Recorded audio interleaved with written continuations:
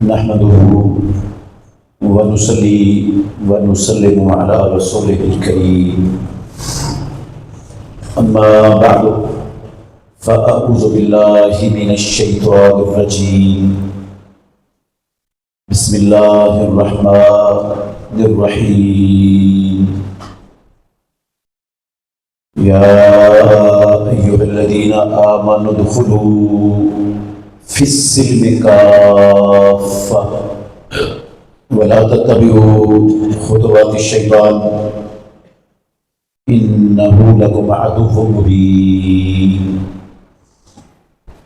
اے وہ لوگوں جو ایمان لائے ہو، اسلام میں پورے داخل ہو جاؤ، شیطان کے پیچھے نہ چلو، یقیناً وہ تمہارا کھلا دشمن ہے۔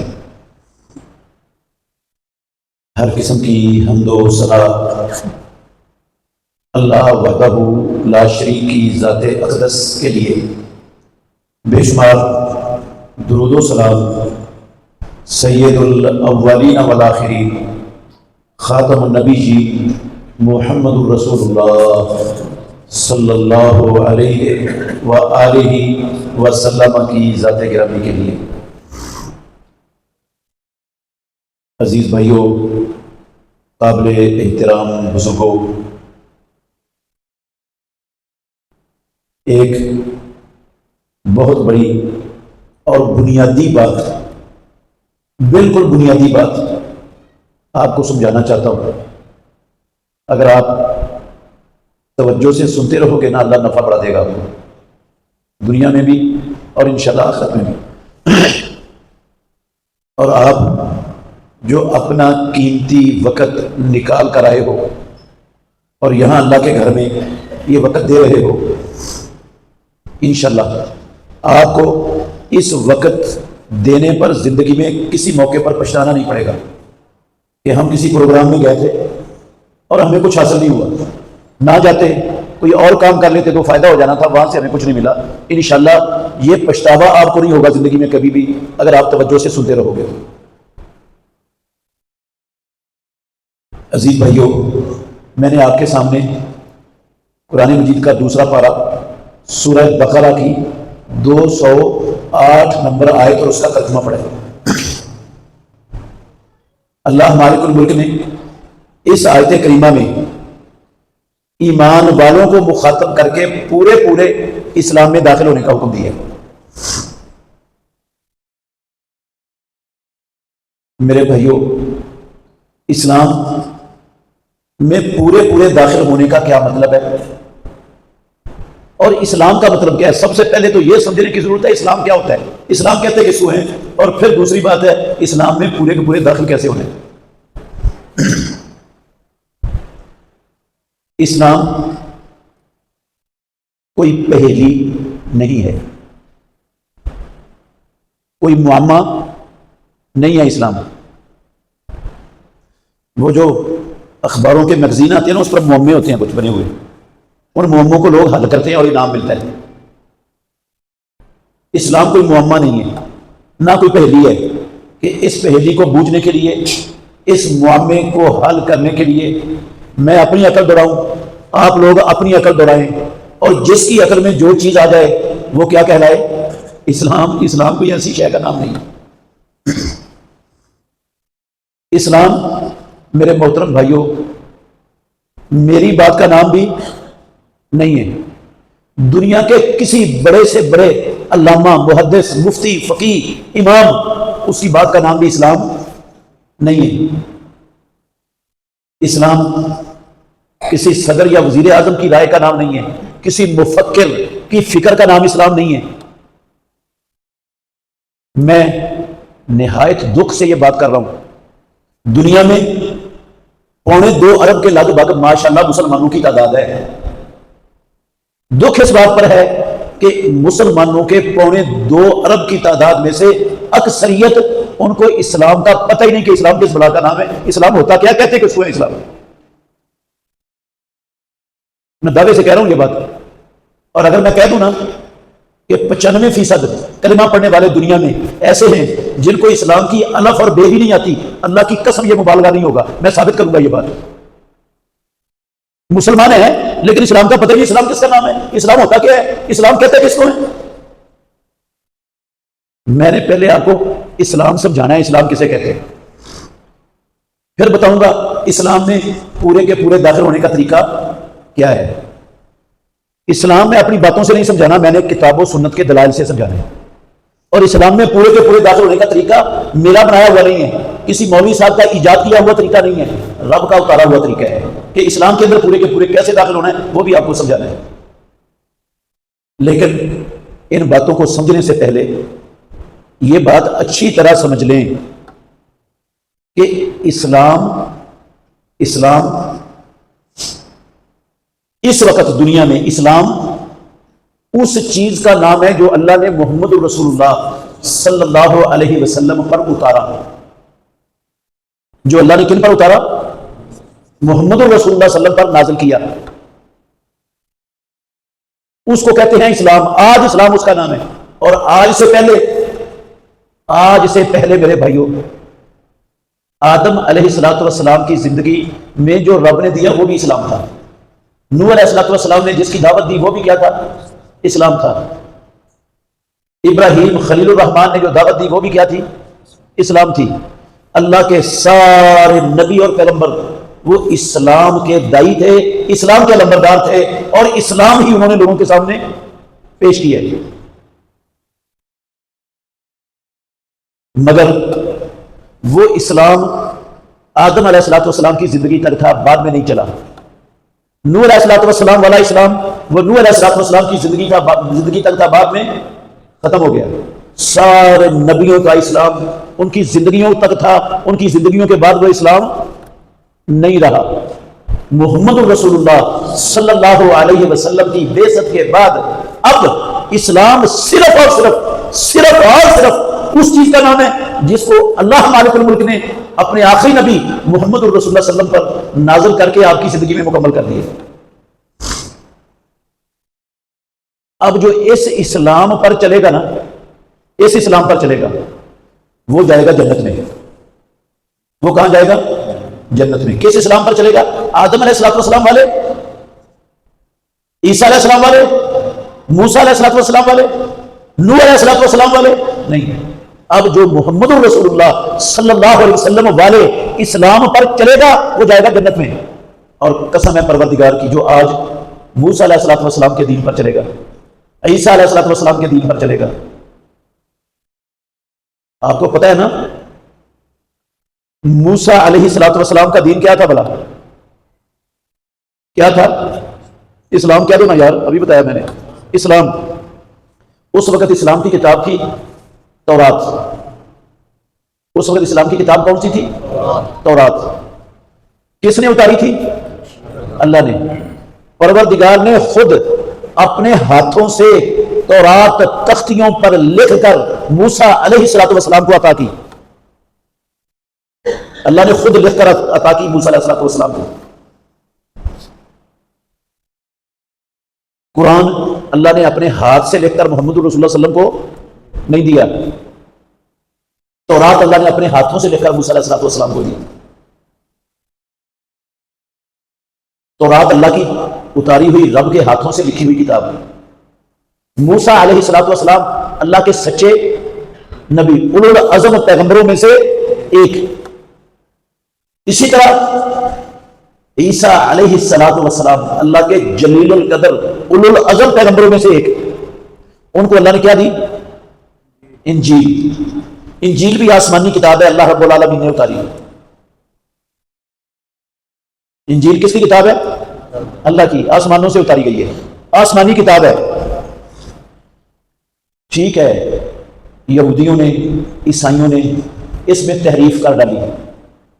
سارا کچھ تورات اور انجیل کا انہوں نے کیا کر دیا؟ تبدیل کر دیا, بدل دیا. میں اس تحریف شدہ کتاب مقدس کی بات نہیں کر رہا, میں اس کتاب کی بات کر رہا ہوں. توجہ کرنا, اس کتاب کی بات کر رہا ہوں جو کتاب رب العالمین نے خود لکھ کر موسیٰ علیہ السلام کو دی, جو اللہ تعالیٰ نے عیسیٰ علیہ السلام پر نازل فرمائی. اگر آج میں یا آپ یا دنیا کا کوئی کلمہ پڑھنے والا مومن مسلمان کہلانے والا، توجہ کرنا میرے بھائیو، دنیا کا کوئی کلمہ گو محمد الرسول اللہ صلی اللہ علیہ وسلم کی بات کو چھوڑ دے اور رب کی لکھی ہوئی اصلی تورات کی بات کو مان لے جو محمد الرسول اللہ کی بات سے ٹکراتی ہو،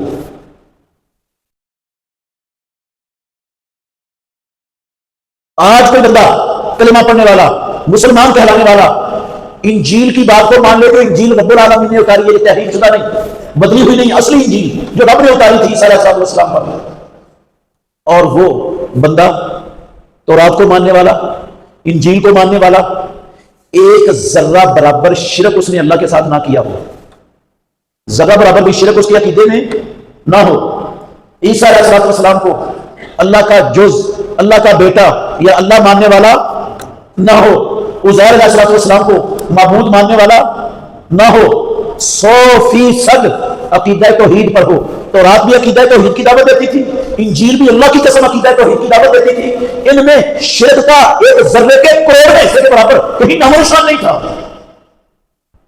خالص توحید کی دعوت دینے والی تھی کتابیں، اللہ کی کتابیں، شرک نہیں تھا ان میں، اور نبی وہ اللہ کی توحید کی دعوت دینے والے تھے، کوئی نبی شرک کی دعوت دینے والا۔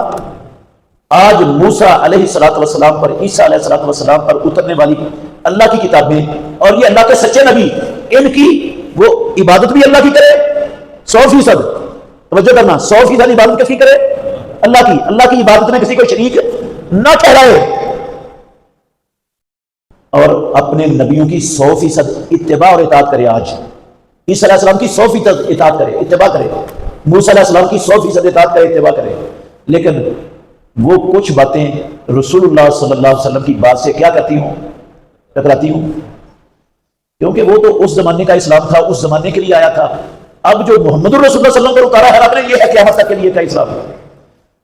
توجہ، میں نے کیا کہا کہ آج کوئی بندہ موسیٰ علیہ السلام، عیسیٰ علیہ السلام کی مکمل اطاعت اور اتباع کرے، اللہ کی اتاری ہوئی کتابوں پر من و عن عمل کرے، اور محمد الرسول اللہ کی دعوت کو تسلیم اور قبول نہ کرے، مجھے پیدا کرنے والے پروردگار کی قسم ہے نان سٹاپ جہنم میں جائے گا۔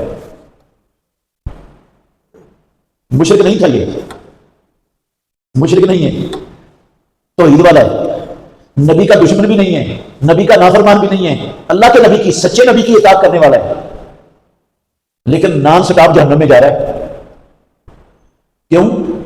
محمد الرسول اللہ صلی اللہ علیہ وسلم کی بعثت کے بعد نہ تورات اسلام رہ گئی، نہ انجیل اسلام رہ گئی، نہ موسیٰ اور عیسیٰ کی اتباع اسلام رہ گئی، کوئی اسلام نہیں، اللہ کی قسم اسلام نہیں۔ اب اسلام وہ ہے جو اللہ نے محمد الرسول اللہ پر اتارا، اور یہ بات میری نہیں ہے، یہ بات میری سوچ یا فکر یا میرا خیال نہیں ہے، صحیح مسلم شریف کی حدیث ہے، امام الانبیاء محمد الرسول اللہ صلی اللہ علیہ وسلم نے فرمایا، صحیح مسلم شریف کی حدیث، الفاظ پر غور کرنا، آپ نے فرمایا والذی نفسی بیدہ، مسلمانوں، کلمہ پڑھنے والوں، محمد الرسول اللہ صلی اللہ علیہ وسلم کو اللہ کا آخری اور سچا نبی ماننے والوں، والذی نفسی بیدہ، مجھے محمد کو قسم ہے اس ذات کی جس کے ہاتھ میں میری جان ہے۔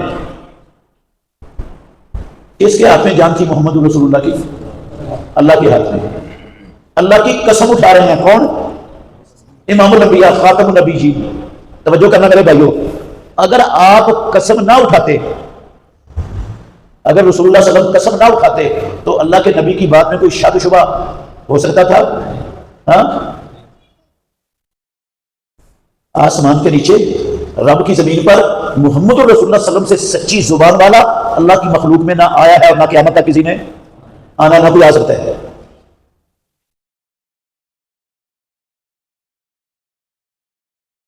جس نبی کی زبان کی گارنٹی خود عرش عظیم پر پروردگار نے دی ہے، اس نبی کی زبان کی گارنٹی کس نے دی ہے؟ مالک الملک نے۔ اللہ نے کہا وما ینطق عن الہوی ان هو الا وحی، اور کائنات کے لوگوں، قرآن پڑھنے والوں، اللہ کو اپنا رب ماننے والوں، میرا نبی محمد اپنی مرضی سے، اپنی خواہش سے، کسی سے سن سنا کر کوئی بات نہیں کرتا، جو بات کرتا ہے وہ آپ سننے والے رب کی وہی ہوتی ہے۔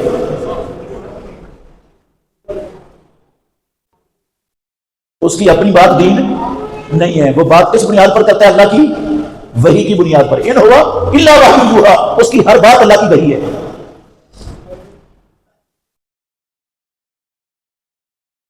رسول اللہ صلی اللہ علیہ وسلم قسم نہ بھی اٹھاتے تو ہمیں تو کوئی شک نہیں ہے پیارے پیغمبر کی بات کی صلاح کرنے، ذرہ کے کروڑ میں حصے کے برابر بھی شک کی گنجائش نہیں ہے، لیکن آپ نے قسم اٹھا کے کہا، قسم اٹھائی رسول اللہ صلی اللہ علیہ وسلم نے، مجھے اس ذات کی قسم ہے جس کے ہاتھ میں میری جان ہے، لا یسمع، الفاظ سنو، لا یسمع بی احد من هذه الامه یہودی ولا نصرانی ثم يموت ولم يؤمن بالذی ارسلت به الا كان من اهل النار۔ امام الانبیاء نے کہا مجھے اس ذات کی قسم ہے جس کے ہاتھ میں میری جان ہے، میری عزت کا دنیا میں کوئی انسان نہیں سنے گا، خواہ وہ یہودی ہے خواہ وہ کیا ہے عیسائی ہے، جس نے میری عزت کا، میری نبوت کا نام سن لیا اور پھر وہ مجھ پر ایمان، اس چیز پر ایمان نہ لایا جو چیز اللہ نے مجھ محمد رسول اللہ پر نازل کی ہے، چاہے وہ یہودی ہے چاہے وہ عیسائی ہے، چاہے وہ تورات پر چلتا ہے چاہے انجیل پر چلتا ہے، چاہے موسیٰ علیہ السلام کی اتباع کرتا ہے چاہے عیسیٰ علیہ السلام کی اتباع کرتا ہے۔ امام الانبیاء نے کہا الا کان من اہل النار، وہ کہاں کا ہوگا؟ جہنمی، وہ سیدھا جہنم میں جائے گا۔ عیسیٰ علیہ السلام کی اتباع کام نہیں آئے گی، موسیٰ علیہ السلام کی اتباع کام نہیں آئے گی، پیدا کرنے والے کی قسم ہے محمد رسول اللہ صلی اللہ علیہ وسلم کی نبوت کے بعد تورات پر چلنا کام نہیں آئے گا، انجیل پر چلنا کام نہیں آئے گا، جو آسمانی کتابیں رب نے اتاری ہیں اور ان کتابوں پر چل رہا ہے جو تحریف سے پہلے کی اصلی کتابیں ہیں، وہ جہنم میں جا رہا ہے۔ اس لیے میں نے کہا جو بندہ، جو کلمہ پڑھنے والا اسلام پر نہیں چلے گا وہ کہاں جائے گا؟ جہنم میں۔ اب اس سے بڑی بات میں کیا سنا سکتا ہوں آپ کو کہ تورات اللہ کی کتاب، انجیل اللہ کی کتاب، موسیٰ عیسیٰ اللہ کے نبی، ان کی جو بات محمد رسول اللہ کی بات سے ٹکراتی ہے، بے شک وہ اللہ نے اتاری ہے، سچی ہے، ہم اس کو بھی ماننے کے مکلف نہیں ہیں، اس کو ماننے کی اجازت بھی ہمیں نہیں ہے۔ محمد رسول اللہ صلی اللہ علیہ وسلم کی بات حرف آخر ہے، اور کوئی ہستی دنیا میں ایسی نہیں جس کی بات کیا ہو؟ حرف آخر ہو۔ اگر تو جانا ہے جنت میں تو پھر اسلام کو سمجھنا پڑے گا کہ اسلام کیا ہے، اور اللہ کی قسم اسلام کے بغیر کوئی عیسائی کوئی یہودی جنت میں جا، میں نے بار بار کہہ رہا ہوں آپ کو یہ سمجھنے کی کوشش کریں، میں یہ نہیں کہہ رہا کہ جو یہودی تحریف شدہ کتاب پر عمل کرتا ہے، جو یہودی اس موسیٰ علیہ السلام کی بات کے خلاف چلتا ہے، یہ اس کی بات نہیں ہے۔ میں کہتا ہوں جو موسیٰ علیہ السلام کی بات پر چلتا ہے یہودی، جو اصلی تورات پر عمل کرتا ہے، جو تورات رب نے ہاتھوں سے لے کر دی ہے، اللہ کی قسم ہے وہ جہنم میں جائے گا۔ محمد رسول اللہ نے فرمایا وہ نہیں جا سکتا جنت میں، کیونکہ محمد رسول اللہ صلی اللہ علیہ وسلم کی بعثت کے بعد وہ اسلام رہا نہیں، اب اسلام وہ بن گیا ہے جو محمد رسول اللہ پر اترا ہے، بس سمجھ آئیے بات۔ اور یہ جو اسلام ہے نا جس میں اللہ نے پورے کے پورے داخل ہونے کا حکم دیا، میرے بھائیوں توجہ کرنا، اس کی سب سے بڑی دو بنیادیں ہیں، اسلام کی سب سے بڑی دو بنیادیں ہیں، اور دونوں بنیادیں اسلام کا جو ہم کلمہ پڑھتے ہیں نا اس میں لکھی ہوئی ہیں، جو کلمہ ہم سب پڑھتے ہیں اس میں دونوں بنیادیں لکھی ہوئی ہیں۔ ایک بنیاد ہے لا الہ الا اللہ، اور دوسری بنیاد ہے محمد الرسول اللہ۔ یہ دو بنیادیں ہیں اسلام کی۔ لا الہ الا اللہ کا مطلب ہے اللہ کے سوا کوئی عبادت کے لائق نہیں ہے، اور محمد الرسول اللہ کا مطلب ہے محمد الرسول اللہ صلی اللہ علیہ وسلم کے سوا کوئی مطلق اطاعت کا حقدار نہیں ہے۔ عبادت صرف اللہ کی اور مطلق اطاعت صرف محمد الرسول اللہ صلی اللہ علیہ وسلم کی۔ یہ ہے اسلام کی دو بنیادیں، اور میں اللہ کے گھر میں بیٹھا ہوں، دیانتداری سے کہتا ہوں، ایک چیز ثابت کر سکتا ہوں اور کروں گا انشاءاللہ، کہ ہم مسلمانوں نے، آج کے 2.25 ارب مسلمانوں نے اسلام کی ان دونوں بنیادوں کو اللہ کی قسم بلڈوز کر دی ہے۔ عبادت صرف اللہ کی، اس کو بھی بلڈوز کر دیا، مطلق اطاعت صرف محمد رسول اللہ کی، اس کو بھی مسلمانوں نے کیا کر دیا؟ بلڈوز کر دیا۔ ہندوؤں نے نہیں کیا، سکھوں نے نہیں کیا، یہودیوں نے نہیں کی یہ بنیادیں بلڈوز اسلام کی، کمیونسٹوں، بدھ متوں، سکھوں نے، اللہ کی قسم مجوسیوں نے نہیں کی، یہ اسلام کی دونوں بنیادیں مسلمانوں نے خود اپنے ہاتھوں سے بلڈوز کی۔ اور میں نے شروع میں کہا کہ 95% مسلمانوں کو اسلام کی الف اور بے کا بھی پتہ نہیں ہے، وہ الف بے یہی ہے، عبادت صرف اللہ کی یہ اسلام کی الف ہے، اور مطلق اطاعت صرف محمد رسول اللہ کی یہ اسلام کی بے ہے۔ میں اللہ کی قسم اٹھا کے کہتا ہوں نہیں پتا مسلمانوں کو اسلام کی الگ کیا ہے. مطلق اطاعت صرف محمد رسول اللہ کی اس کا کیا مطلب ہے, اور عبادت صرف اللہ کی اس کا کیا مطلب ہے, نہیں پتا مسلمانوں کو. اللہ کی قسم پاکستان میں 99% مسلمانوں کو نہیں پتا,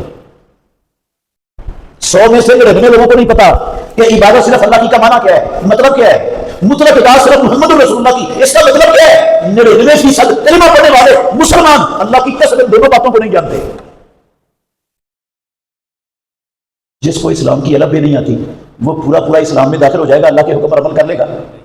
ہاں, اس کو تو اسلام کا پتہ ہی نہیں, تو اسلام میں پورا کیسے داخل ہوگا.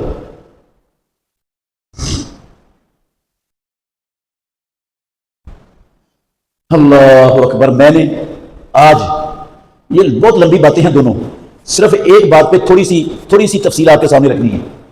یہ میں اگلے موضوع پر چھوڑوں گا, جو اگلا پروگرام ہوگا نا, عبادت صرف اللہ کی, اس کا مطلب کیا ہوتا ہے. اور یہ اسلام کی سب سے بڑی بنیاد ہے, سب سے بڑی بنیاد عبادت صرف اللہ کی, اللہ کے سوا کوئی عبادت کے لائق نہیں. اسلام کی سب سے بڑی بنیاد ہے. اس کا مطلب کیا ہے کہ اللہ کے سوا کوئی عبادت کے لائق نہیں, عبادت صرف اللہ کی ہے. میں نے دعویٰ کیا ہے پاکستان میں 99% لوگوں کو نہیں پتا, انشاءاللہ سمجھاؤں گا. لیکن آج میں نے سمجھانا ہے مطلق اطاعت صرف محمد رسول اللہ کا مطلب کیا ہے. اسلام کی جو دوسری بنیاد ہے نا, مطلق اطاعت صرف محمد رسول اللہ کی, اس کا کیا مطلب ہے. سنو میرے بھائیو, سمجھ لو, کوئی نہیں سمجھائے گا, جلدی کیا آپ کو انشاءاللہ. مطلق اطاعت صرف محمد رسول اللہ کی کا مطلب ہے آسمان کے نیچے, رب کی زمین پر صرف امام الانبیاء محمد رسول اللہ خاتم النبیین وہ واحد شخصیت ہیں جن کی کسی ایک بات کو رد نہیں کیا جا سکتا. کوئی ایک بات ان کی ٹھکرائی نہیں جا سکتی. ان کی ہر بات, امام الانبیاء کی ہر بات مانی جائے گی اور رفع آخر ہے.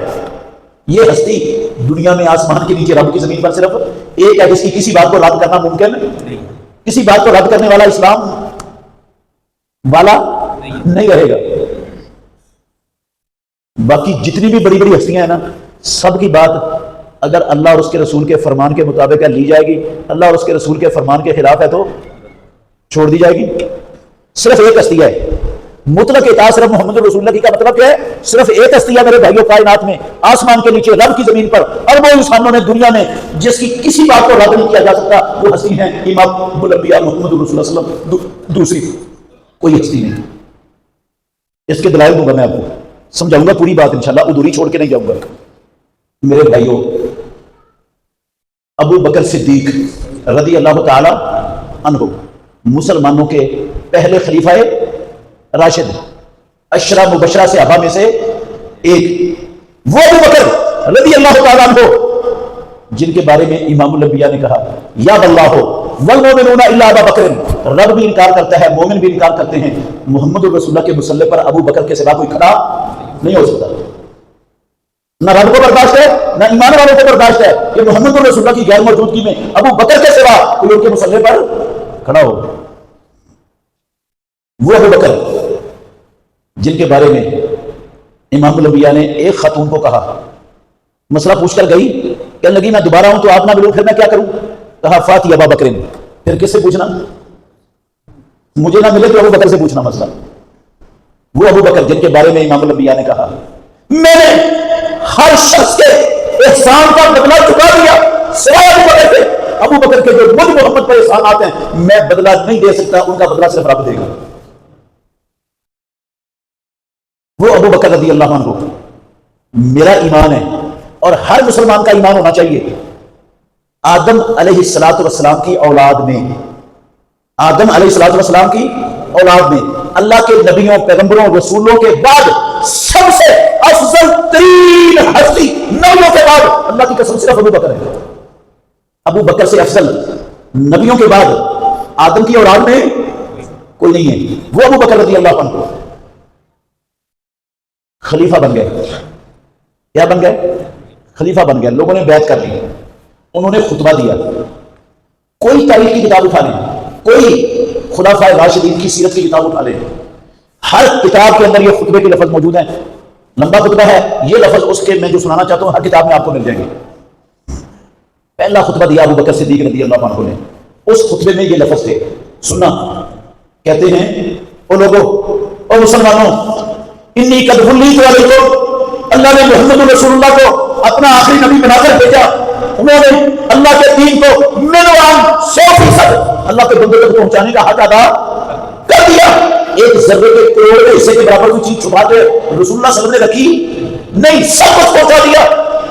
اب وہ اللہ کے دین کو پہنچا کر، حق ادا کر کے، پھیلا کر، سکھا کر اللہ کی جنتوں میں چلے گئے۔ انی قد ولیت علیکم، ان کے بعد میں رسول اللہ کا خلیفہ بنا دیا گیا ہوں، میں تمہارا خلیفہ ہوں۔ تم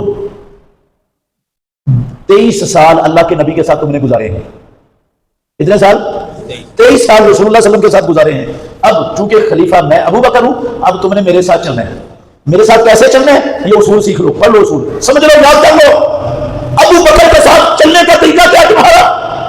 کہتے ہیں میرے بھائیوں، کہتے ہیں اطیعوا اللہ، سب سے پہلا ابو بکر صدیق رضی اللہ عنہ کے ساتھ چلنے کا اصول یہ ہے کہ تم سب نے اطاعت کرنی ہے کس کی؟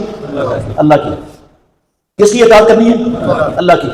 اللہ کی اطاعت میں کوئی قید ابو بکر صدیق رضی اللہ عنہ نے نہیں لگائی۔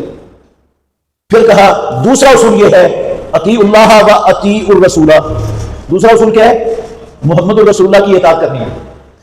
جس طرح اللہ کی اطاعت ہے، اللہ کی قسم اسی طرح بغیر کسی شرط کے، بغیر کسی قید کے محمد رسول اللہ صلی اللہ علیہ وسلم کی اطاعت ہے۔ کوئی شرط نہیں، کوئی قید نہیں۔ یہ دوسرا اصول ہے۔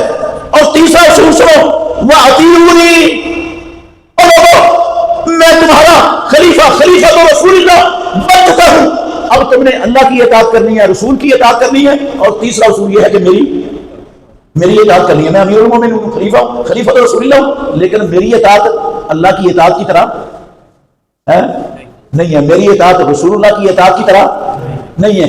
ان کی اطاعت میں کوئی قید نہیں، کوئی شرط نہیں۔ اللہ کی اطاعت بھی مطلق، رسول اللہ کی اطاعت بھی مطلق، لیکن میری اطاعت تو مسلمانوں مطلق نہیں۔ سنو، میری اطاعت میں شرط ہے، تم نے میری اطاعت کرنی ہے تب تک ما اطاعت اللہ و رسولہ، جب تک ابو بکر اللہ اور اللہ کے رسول کی اطاعت میں رہے تو تم نے میری اطاعت کرنی ہے۔ مطلق نہیں، اللہ کی طرح نہیں کہ آنکھیں بند کر کے ہر شے مانتے چلے جانا ہے۔ رسول اللہ کی اطاعت کی طرح نہیں کہ آنکھیں بند کر کے ہر شے مانتے چلے جانا ہے۔ میری اطاعت اس وقت تک کرنی ہے جب تک میں ابو بکر اللہ اور اللہ کے رسول کی اطاعت کے اندر رہوں۔ فیضاً حرف کو اگر ابو بکر اللہ اور اللہ کے رسول کی اطاعت سے ادھر ادھر ہٹ گئے تو پھر ابو بکر کی اطاعت نہیں کرنی۔ پھر کیا کرنا ہے؟ کہتے ہیں فقومونی، پھر ابو بکر کو پکڑ کے سیدھا کر دینا ہے۔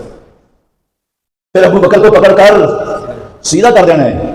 اگر میں اللہ اور اس کے رسول کی اطاعت سے ادھر ادھر ہٹ گیا تو پھر میری اطاعت نہیں ہے تم پر، اس ہستی کی اطاعت نہیں ہے تم پر جو نبیوں کے بعد اولاد آدم میں اللہ کی قسم سب سے افضل ہستی ہے، اس کی اطاعت نہیں ہے، مطلق اطاعت نہیں ہے۔ ابو بکر کی رضی اللہ عنہ کی اطاعت اس وقت تک ہے جب تک وہ ابو بکر اللہ اور اللہ کے رسول کی اطاعت کرتے رہیں اور تم سے اللہ اور اللہ کے رسول کی اطاعت کرواتے رہیں۔ جب وہ اس کے خلاف حکم دے تو پھر ابو بکر کو چھوڑ کر سیدھا کرنا ہے، پھر اس کی اطاعت نہیں کرنی۔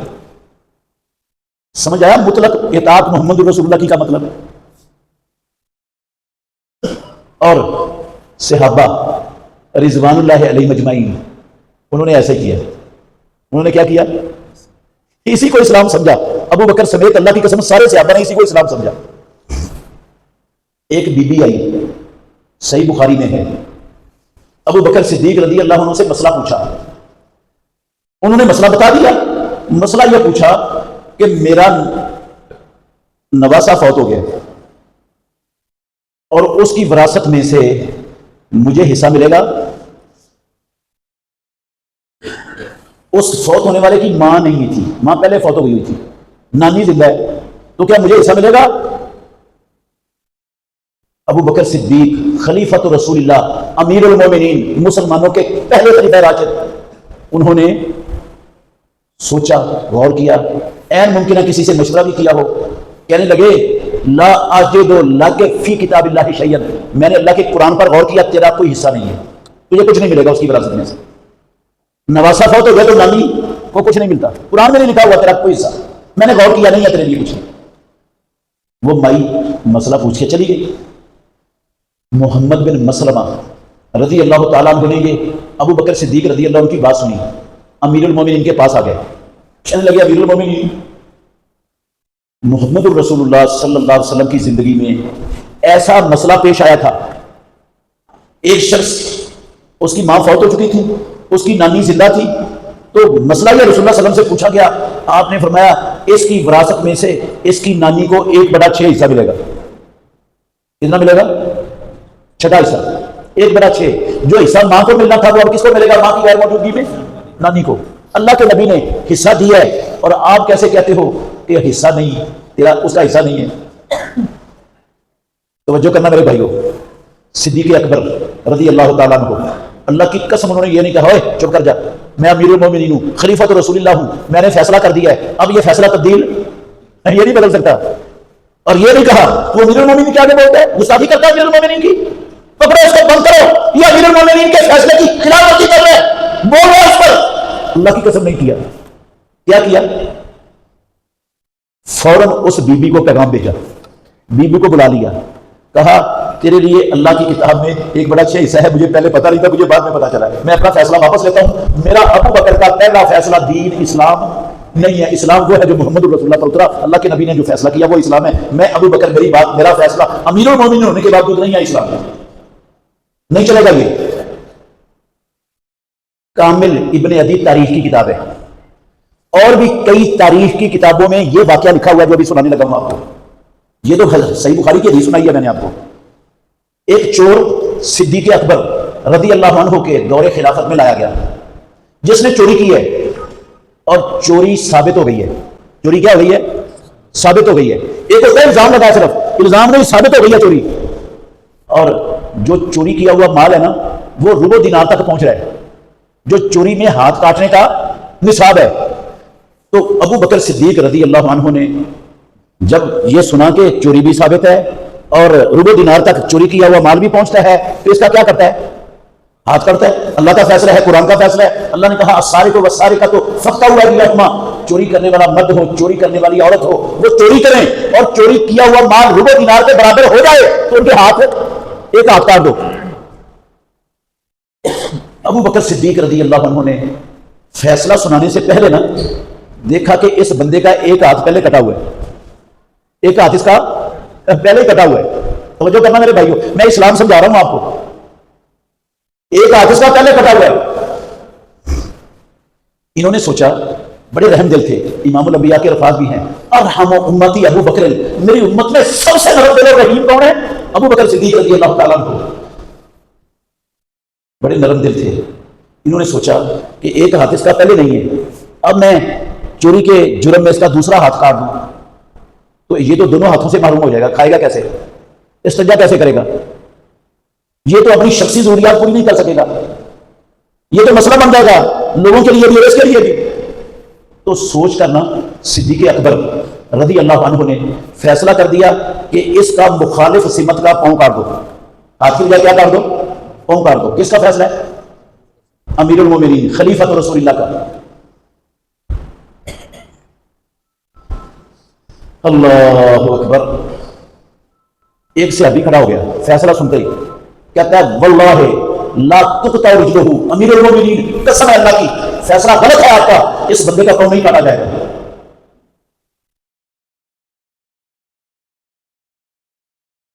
اگر ہوتے نا ہم تو کیا حکم دیتے؟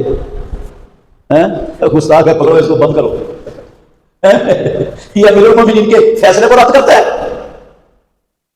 وہ بندہ کہتا ہے واللہ لا تقطع رجلہ، اللہ کی قسم اس کا پاؤں نہیں کاٹا جائے گا۔ صدیق رضی اللہ عنہ نے یہ نہیں کہا کہ گستاخ ہے، جیل میں بند کر دو اس کو، مقدمہ کرو اس پر، پرچہ کاٹ دو اس کے خلاف، اس کو عبرتناک سزا دو تاکہ دوبارہ اس کو پتہ چلے کہ امیر المومنین کے آگے بولتے نہیں ہیں۔ انہوں نے کہا بھائی تو قسم اٹھا کے کہہ رہا ہے اس کا پاؤں نہیں کٹے گا، کیوں نہیں کٹے گا؟ اس بندے نے کہا اسلام اللہ نے محمد رسول اللہ پر اتارا، اللہ کے نبی کی زندگی میں مکمل ہو گیا، اب اس میں کسی ترمیم یا اضافے کی گنجائش نہیں ہے۔ تو جو اسلام محمد رسول اللہ پر اترا، قرآن میں چور کے ہاتھ کاٹنے کا ذکر ہے اور رسول اللہ صلی اللہ علیہ وسلم نے چور کا ہاتھ ہی کاٹا ہے، کسی کا پاؤں کاٹا۔ اگر چور کا پاؤں کاٹنا بھی اسلام ہوتا تو قرآن میں آ جاتا یا پیارے پیغمبر کی حدیث میں آ جاتا۔ جب اسلام مکمل ہو گیا ہے، اسلام ادھورا نہیں ہے، تو آپ کیسے اسلام کے خلاف آپ کو کیسے فیصلہ چلے گا؟ صدیق اکبر رضی اللہ عنہ، اللہ کی قسم ہمیں تو اسلام کا پتہ ہی نہیں اسلام کیا ہے، ان کو اسلام کا پتہ تھا اسلام کس چیز کا نام ہے۔ انہوں نے فوراً اپنا فیصلہ کیا کر لیا؟ واپس لے لیا۔ فوراً فیصلہ واپس لے لیا، کہا نہیں چلے گا ابو بکر کا فیصلہ، اس کا ہاتھ کاٹ دو۔ اللہ نے ہاتھ کاٹنے کا حکم دیا، میں اللہ کے فیصلے کو، اللہ کے حکم کو، رب کے دین کو بدلنے کا مجاز نہیں ہوں، میرے پاس نہیں ہے اتھارٹی، اس کا ہاتھ کاٹ دو۔